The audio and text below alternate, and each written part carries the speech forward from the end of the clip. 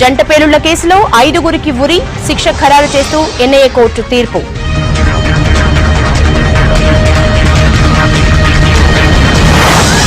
నయీం కేసును సిబిఐ ఎంక్వైరీకి ఇవ్వం, మన పోలీసులదే క్రెడిట్ అన్న సీఎం కేసీఆర్.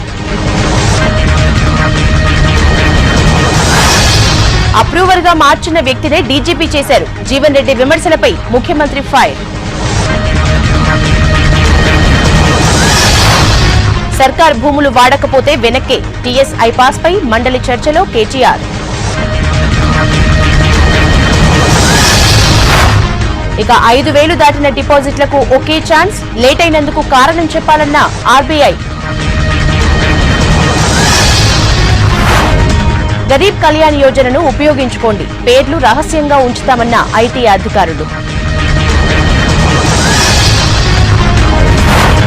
ఈపీఎఫ్ వడ్డీ 8.65% తగ్గింపు, బోర్డు నిర్ణయంతో ఉద్యోగుల్లో నిరాశ. పఠాన్ కోట్ సూత్రధారి మసూద్ అజార్ మొహాలీ కోర్టులో ఎన్ఐఏ ఛార్జ్ షీట్.